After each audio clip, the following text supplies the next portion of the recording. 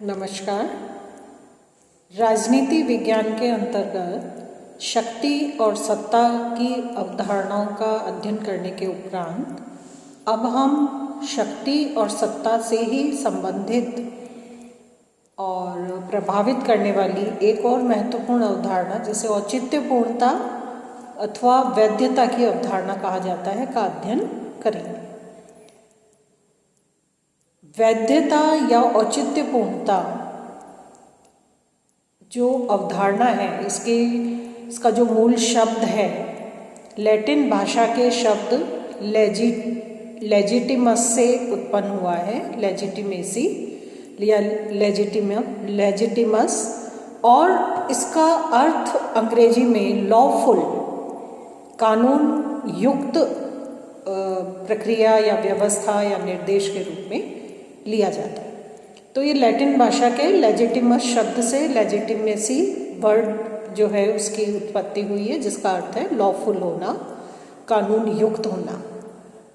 Karl जे Frederick जो हैं वो ये मानते हैं कि वैधता कानूनों और शासकों के न्याय संगत होने का प्रतीक होती है, जो उन्हें उनकी सत्ता में वृद्धि करता है,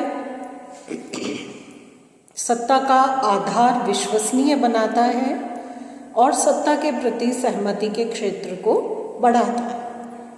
इसी प्रकार जीन ब्लॉन्डेल जो है वो इस लेजिटिमेसी या औचित्यपूर्णता की अवधारणा के बारे में ये मानते हैं कि वैधता से अभिप्राय वो सीमा है जिस सीमा तक लोग या जनता उस संगठन को जिससे वे संबंधित हैं बिना पूछताछ के, बिना किसी ऑब्जेक्शन के, बिना किसी तर्क के स्वाभाविक रूप से ही उसे स्वीकार करते हैं, उस सीमा तक जो प्रक्रिया और विश्वास है वो कहलाता है वैधता। जीन ब्लॉन्डेल ये भी मानते हैं कि सहमति या स्वीकृति का क्षेत्र जितना विस्तृत होगा उस संगठन का उतना ही अधिक औचित्य होगा। हम ये बिल्कुल स्पष्ट रूप में मान सकते हैं कि औचित्यपूर्णता किसी भी संगठन या व्यवस्था की वो एक प्रकार की प्रवृत्ति है या वो सीमा है या वो एरिया है, क्षेत्र है, जिसके बारे में किसी भी प्रकार का विवाद या किसी भी प्रकार की असहमति नहीं होती, बल्कि उसके संबंध में सहमति का एक स्थायी जोन या क्षेत्र और आधार कायम होता है। वैधता की अवधारणा या औचित्यपूर्णता की अवधारणा कोई नवीन अवधारणा नहीं है। राजनैतिक चिंतन की व्यवस्थित शुरुआत जो है वो यूनानी राजनैतिक दर्शन से, पाश्चात्य दर्शन से मानी जाती है। और पाश्चात्य क्षेत्र में भी अगर हम देखें तो यूनानी दर्शन में प्लेटो जो है उन्होंने प्लेटो की अवधारणा में विचारों में न्याय की वैधता को उन्होंने स्थापित किया है और राज्य की समस्त व्यवस्थाओं का मूल केंद्र न्याय का तत्व एक वैधता का आधार या औचित्यपूर्णता का आधार कायम करता है। इसी प्रकार अरस्तु जो प्लेटो के शिष्य थे उन्होंने भी कानून के शासन के रूप में वैधता या औचित्यपूर्णता पर विचार किया है। सिसरो जिन्होंने कानून की अवधारणा का स्पष्टीकरण औचित्यपूर्णता या वैधता के आधार पर किया है। एक्विनाज ने भी ये स्वीकार किया है कि शासक को असीमित अधिकार नहीं है, बल्कि अनेक आधारों पर अनेक प्रकार से ये अधिकार जो राज्य के या शासक के अधिकार हैं ये सीमित होते हैं। हॉब्स, लॉक, रूसो जो समझौतावादी विचारक हैं तीनों ये भी मानते हैं, इन्होंने सहमति और समझौते के रूप में वैधता का आधार स्वीकार किया है, वैधता या औचित्यपूर्णता का आधार स्वीकार किया है। इसी प्रकार TH. Green, Thomas L green भी ये मानते हैं कि शक्ति नहीं इच्छा राज्य का आधार है। इच्छा राज्य का आधार है, यानी इच्छा के रूप में, जनमत के रूप में, जनता की राय इच्छा के रूप में उन्होंने एक औचित्यपूर्णता का या वैधता का आधार स्वीकृत किया है। इसी प्रकार मैक्स वेबर भी ये मानते हैं कि औचित्यपूर्णता विश्वास से उत्पन्न होती है और ये विश्वास पर ही आधारित होती है। इसलिए हम बहुत स्पष्ट रूप में ये स्वीकार कर सकते हैं कि औचित्यपूर्णता की ये अवधारणा नवीन रूप में परिभाषित अवधारणा नहीं है, बल्कि इसका अस्तित्व चिंतन की शुरुआत होने के प्रारंभिक काल से ही किसी न किसी रूप में, कभी कानून के रूप में, कभी न्याय के रूप में, कभी नैतिकता के रूप में, कभी राज्य या शासक की शक्ति के रूप में, शक्ति के आधार के रूप में, जनमत के रूप में, किसी न किसी रूप में इसकी स्थापना हुई है। और इसलिए औचित्यपूर्णता किसी भी व्यवस्था, विचार या इकाई के उचित होने के आधार को प्रमाणित करती है। औचित्यपूर्णता के अभाव में कोई भी संस्था, कोई भी व्यवस्था, किसी भी प्रकार का विचार अपना अस्तित्व कायम नहीं रख सकता। व्यवस्थाओं के होने का, विचारों के होने का या संस्थाओं के अस्तित्व का जो मूल आधार है वो है औचित्यपूर्णता, उनका उचित होना, कानून के आधार पर या नैतिकता के आधार पर या जिस भी अन्य आधारों पर, न्याय आदि के तत्वों पर आधारित हो सकता है। तो वैधता या औचित्यपूर्णता की अवधारणा एक प्रकार से उचित होने की प्रक्रिया के आधार पर संस्थाओं की स्थापना का, व्यवस्थाओं की स्थापना का, उनके अस्तित्व का एक मूल आधार बनता है। इससे पूर्व हमने शक्ति और सत्ता के अवधारणाओं का अध्ययन किया। तो शक्ति और सत्ता की अवधारणा के संदर्भ में भी हम औचित्यपूर्णता के प्रभाव का अवलोकन कर सकते हैं। जैसे सत्ता वो ही कायम रहेगी, सत्ता वो ही प्रभावशाली होगी, पदक्रम की व्यवस्था में वे ही तत्व और व्यवहार प्रभावशाली होंगे और वास्तविक होंगे जिनका औचित्य है, जो उचित हैं। अनावश्यक सिर्फ उग्रता के आधार पर, व्यक्तिगत मनमानी के आधार पर औचित्य का निर्धारण नहीं हो सकता। इसलिए सत्ता भी, इस प्रकार की सत्ता जो कि इस नकारात्मक प्रकार की प्रवृत्तियों पर आधारित है, क्योंकि उसके औचित्य का दायरा बहुत लिमिटेड है, सीमित है, इसलिए उसके होने पर भी प्रश्न चिन्ह लगता है। शक्ति का प्रयोग और प्रभाव वो ही उचित माना जाएगा जिसमें वैधता या औचित्यपूर्णता का ध्यान रखा गया है। सत्ता के साथ एक बात बहुत विशेष रूप से जुड़ी है कि सत्ता की रचना, उसकी स्थापना और उसकी प्रक्रिया का निर्धारण निश्चित रूप से औचित्यपूर्णता के आधार पर ही होता है। लेकिन शक्ति क्योंकि एक व्यक्तिगत कारक है, इसलिए शक्ति में जो मूल टारगेट, जो मूल उद्देश्य है वो है अपनी इच्छा के अनुसार दूसरे के व्यवहार को प्रभावित करने की क्षमता या इच्छित प्रभावों की उपज जो है वो शक्ति है। इस संदर्भ में अगर हम देखें तो शक्ति में औचित्यपूर्णता का होना अनिवार्य या आवश्यक नहीं है, क्योंकि शक्ति एक बहुत व्यक्तिगत तत्व है जिसका उद्देश्य सिर्फ अपनी इच्छा की पूर्ति करना, अपनी जो उद्देश्य है वो दूसरे के व्यवहार को अपने उद्देश्य या लक्ष्य के अनुसार प्रभावित करना, ये शक्ति की प्रक्रिया है। इसलिए शक्ति में औचित्यपूर्णता हो ये जरूरी नहीं है, लेकिन सत्ता के निर्धारण में और उसके गठन में हमेशा औचित्यपूर्णता या वैधता का निर्धारण किया जाता है। कि हम ये कह सकते हैं कि औचित्यपूर्णता के आधार पर ही, वैध रूप में ही, वैधता के आधार पर ही सत्ता की रचना या उसकी स्थापना की जाती है।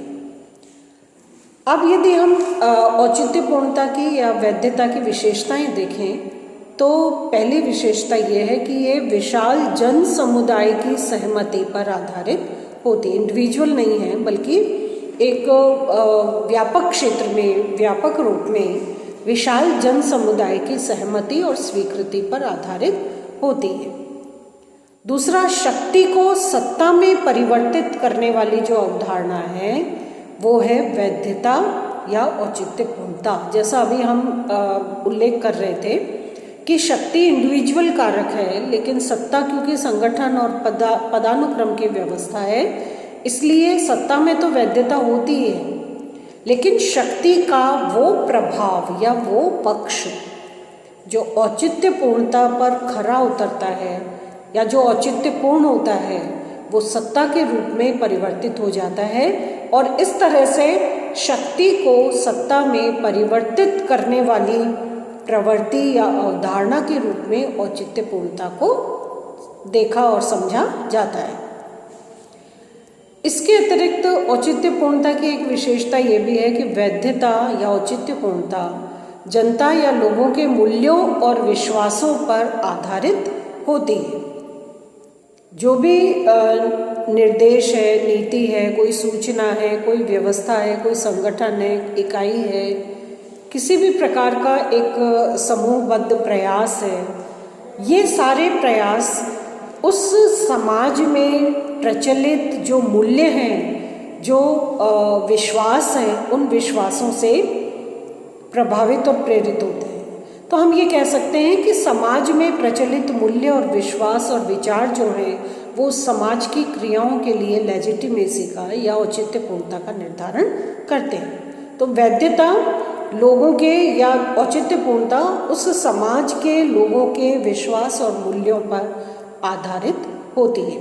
और यही कारण है कि एक समाज की औचित्य पूर्णता, क्योंकि प्रत्येक समाज की औचित्य पूर्णता उस समाज में प्रचलित मूल्यों से प्रेरित, प्रभावित और स्थापित होती है, इसलिए संभव है कि एक समाज और दूसरे समाज के वैल्यूज़ में डिफरेंस है या उसकी विश्वासों में अगर अंतर है तो दो समाज की औचित्य पूर्णता के मापदंड भी अलग अलग हो जाएंगे। तो औचित्य पूर्णता समाज में प्रचलित मान्यताओं, विश्वास और मूल्यों पर आधारित होती है। और औचित्य पूर्णता राजनीतिक शक्ति का एक सार्वजनिक कल्याण के लिए आधार तैयार करती है। सार्वजनिक कल्याण की पूर्ति औचित्य पूर्णता के आधार पर संभव होती है। और वर्तमान संदर्भ में तो लोक कल्याणकारी राज्य का परिप्रेक्ष्य जो है वो बहुत व्यवहारिक है और एक प्रकार से हम कह सकते हैं बहुत आम है। हर राज्य और राज्य सरकारें और राजनीतिक व्यवस्थाएं लोक कल्याण या सार्वजनिक कल्याण की पूर्ति में अग्रसर हैं, उसे अपना मुख्य मकसद या लक्ष्य समझती हैं। तो राजनीतिक शक्ति का जो आधार है वो सार्वजनिक कल्याण है जो औचित्य पूर्णता पर आधारित है। तो औचित्य पूर्णता राजनीतिक शक्ति को लोक कल्याण की दिशा में एक वैध आधार प्रदान करने का भी कार्य करती है। औचित्य की धारणा के साथ ही प्रभाव की धारणा जो है वो संबद्ध है, इस अर्थ में कि कोई भी कार्य, निष्कर्ष, कोई नीति, कोई संस्था, किसी इकाई का निर्माण, दल, दबाव समूह, सरकार, राजनीतिक व्यवस्था, इनके कार्यों में प्रभाव का तत्व तब समाहित होता है जब वो कार्य या निर्णय औचित्य पूर्णता पर आधारित होते हैं। हम ये कह सकते हैं कि जो कार्य या जो भी निर्णय या व्यवस्थाएं या संगठन हमें प्रभावशाली लगते हैं वो निश्चित रूप से औचित्य पूर्णता पर ही आधारित होते हैं, औचित्य पूर्णता पर निर्भर होते हैं। तो औचित्य पूर्णता में एक वो और प्रभाव का, जैसा हमने शक्ति और सत्ता के संदर्भ में देखा था कि शक्ति के तत्व में प्रभाव का तत्व ज़्यादा महत्वपूर्ण हो जाता है। सत्ता के साथ प्रभाव होना व्यक्तिगत कारक के रूप में महत्वपूर्ण हो सकता है, लेकिन सत्ता के साथ प्रभाव व्यक्तिगत योग्यता और क्षमता का, जैसा हमने देखा कि सत्ता के निर्धारण में कोई बहुत विशेष वो मापदंड नहीं होता, तो इसलिए शक्ति के साथ तो प्रभाव स्पष्ट रूप से जुड़ा रहता है। और जहाँ प्रभाव का तत्व समाहित हो जाता है वहाँ स्वीकृति और सहमति का क्षेत्र विस्तृत हो जाता है, असीमित हो जाता है, क्योंकि प्रभाव एक अनुनयकारी तत्व है जो नैतिकता पर और विनय पर आधारित है। इसमें उग्रता और हिंसा नहीं होती।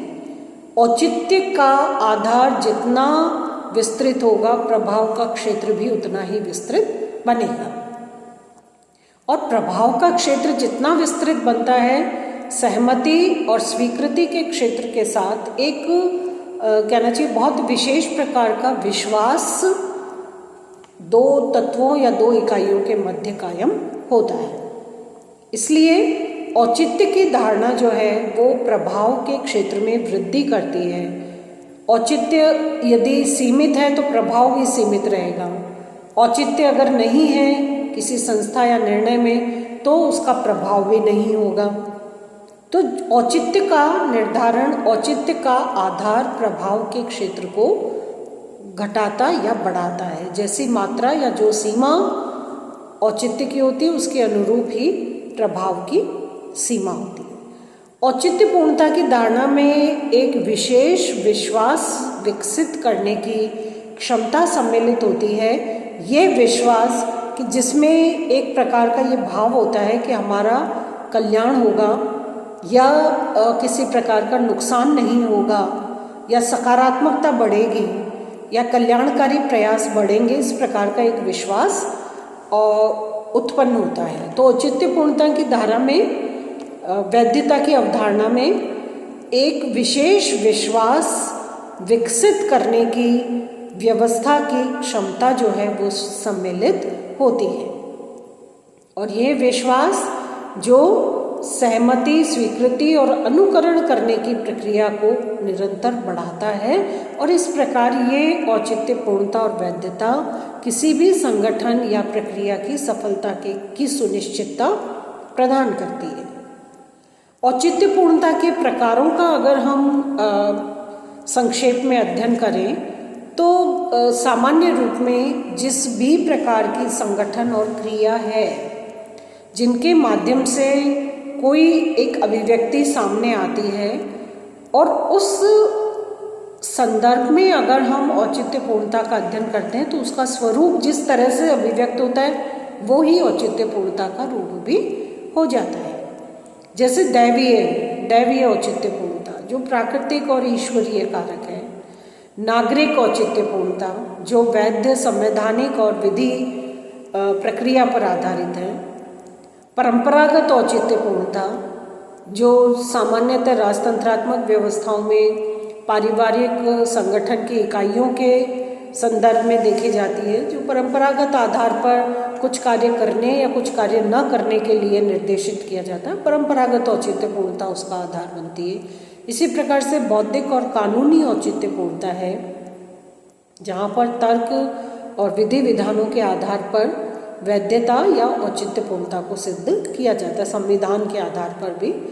और एक होती है करिश्मात्मक औचित्य पूर्णता जिसमें तर्क वितर्क किसी प्रकार का कोई मूल आधार नहीं होता, लेकिन कोई वक्तव्य, कोई संस्था, कोई व्यक्तित्व, कोई विचार इतना अधिक अपील करता है, इतना अधिक प्रभावित करता है कि उसको बिना कोई आधार हुए भी, कोई दैवीय आधार भी नहीं है, कानून भी नहीं है, संविधान भी नहीं है, नागरिक आधार पर भी इसका कोई विधान निर्धारित नहीं किया गया है, कोई परंपरा भी नहीं है, रीति रिवाज के आधार पर भी निश्चित नहीं, फिर भी उसका पालन किया जाता है क्योंकि उसमें कुछ एक सर्टेन ऐसे रीज़न होते हैं, कुछ ऐसे प्रभावकारी तत्व होते हैं जो अपील करते हैं।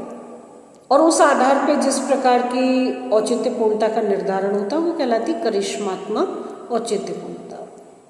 कई ऐतिहासिक रूप में हम देखें तो कई व्यक्तित्व ऐसे हैं जिनमें कोई बहुत विशेष बात नहीं थी, लेकिन उनके द्वारा कहे गए कथन, उनके द्वारा संपादित की गए क्रियाकलाप औचित्य पूर्णता की बहुत एक बड़ी सीमा को कवर करते हैं, क्योंकि उनके व्यक्तित्व के कुछ करिश्माती तत्व थे जिन्हें जो औचित्य पूर्णता की नीति या औचित्य पूर्णता का आधार निश्चित करते हैं।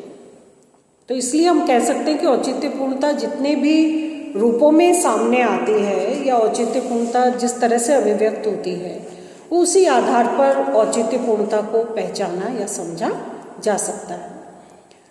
अब वैधता अर्जित करने के जो उपाय हैं उनके बारे में हम थोड़ा सा विचार करते हैं कि यदि परिवर्तित परिस्थितियों के अनुरूप अपने आप को लचीलेपन के आधार पर ढालने की क्षमता किसी संगठन, व्यवस्था, व्यक्तित्व या विचार में है तो उसके अधिक औचित्यपूर्ण होने की गुंजाइश या संभावना होती है। समय और परिस्थिति और आवश्यकता के अनुरूप विचारों के अनुरूप परिस्थिति और विचारों के अनुरूप अपने आप को ढालने की क्षमता औचित्यपूर्णता के दायरे को बढ़ाती है। इसी प्रकार परंपराओं और जो राजनीतिक विरासत है, इसकी रक्षा का आश्वासन यदि किसी प्रकार की व्यवस्था और प्रक्रिया में प्राप्त होता है तो वो भी एक प्रकार से औचित्यपूर्णता के दायरे को बढ़ाता है। संवैधानिक व्यवस्था के माध्यम से जिन विचारों या इकाइयों या विधानों के रक्षा का प्रावधान है वो अपने औचित्यपूर्णता को निर्धारित करते हैं या औचित्यपूर्णता का दायरा बढ़ाते हैं।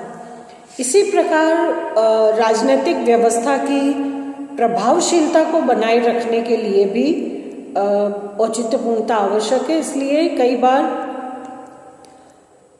सशस्त्र सेना को राजनीतिक प्रक्रिया में भाग लेने का अवसर दे दिया जाता है, जो कि औचित्यपूर्णता के लिए उचित नहीं माना जाता। इसलिए औचित्यपूर्णता को बढ़ाने के लिए एक जो उपाय है वो ये भी है कि सशस्त्र सेनाओं को राजनीतिक निर्णय की प्रक्रिया से दूर रखा जाए। ये सशस्त्र सेनाएं राजनीतिक निर्णय प्रक्रिया से दूर रहेंगी तो निर्णय प्रक्रिया का औचित्य या उनकी वैधता बढ़ती है। इसी प्रकार जो निर्णय लिए जाएं, क्योंकि कोई भी व्यवस्था साकार होती है निर्णय प्रक्रिया से, तो निर्णय और सहमति के आधार पर जो भी निर्णय प्रक्रिया जब आरंभ की जाती है तो उसमें विचार विमर्श और सहमति को मुख्य केंद्रीय भूमिका प्रदान की जानी चाहिए। जो एकाकी निर्णय होते हैं वो कभी भी औचित्यपूर्णता के दायरे को बढ़ा नहीं सकते, उसके जो क्षेत्र है उसको सीमित करते हैं। इसलिए निर्णय प्रक्रिया में हमेशा विचार विमर्श और सहमति के आधार और उसके महत्व को स्वीकार करना चाहिए। यदि ये महत्व स्वीकार किया जाता है तो निश्चित रूप से वैधता या औचित्यपूर्णता प्रभावशाली बनती है। इसी प्रकार बहुमत अल्पमत या एकमत के आधार पर नहीं बल्कि बहुमत के प्रभाव और उसकी उपयोगिता को भी निर्णय प्रक्रिया में शामिल किया जाए, और ऐसा करने से बहुमत के प्रभाव में एक व्यक्ति के मत की अपेक्षा अधिक प्रभावशीलता होती है और इसलिए उसका औचित्यपूर्ण आधार जो है वो अधिक मजबूत बनता है। और इसी प्रकार विचारक ये भी मानते हैं कि व्यक्तित्व के जो गुण हैं, इन गुणों में अभिवृद्धि करके व्यक्तिगत जो चमत्कारिक गुण मतलब वैल्यूज़ वाले, मानवीय मूल्यों वाले जो गुण हैं, इन गुणों में जितना विस्तार होगा औचित्यपूर्णता उतना ही अधिक मजबूत और विस्तृत आधार प्रदान करती है।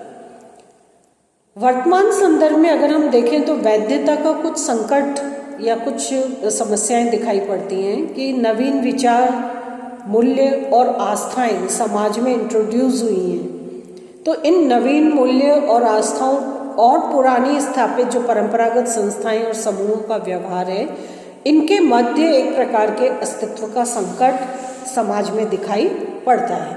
लेकिन और यही समस्या नवीन समूहों के समाज में या राजनीतिक व्यवस्था में प्रवेश से उत्पन्न हुई है।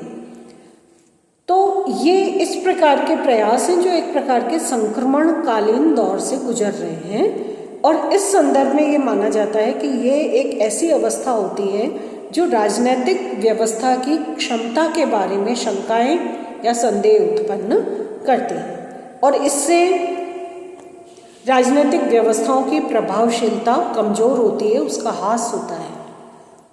तो ये जो स्थिति है ये इसको हम ये मान सकते हैं कि परमानेंट स्थायी नहीं है, और इसलिए जब ये संक्रमण का दौर गुजर जाएगा उसके बाद नवीन मूल्य और प्राचीन आस्थाएं या परंपरागत संस्थाएं और समूहों के अस्तित्व के बारे में, या जो नवीन गुट समाज में और राजनीतिक व्यवस्था में उत्पन्न हुए हैं, नवीन प्रवृत्तियां समाहित हुई हैं, इन सब की परस्पर संघर्ष और विचार विमर्श और जो विकास की प्रक्रिया है उसके उपरांत शेष वो ही रहेगा जो औचित्य के आधार पर अपने आप को सिद्ध कर पाएगा। तो ये एक औचित्य पूर्णता की अवधारणा है जो संस्थाओं, व्यवस्थाओं और संगठनों के उपयोगी होने का, उनके उचित होने का और उनके औचित्य के आधार पर अस्तित्व और प्रक्रिया से जुड़े होने का एक प्रकार का आधार सुनिश्चित करते हैं। धन्यवाद।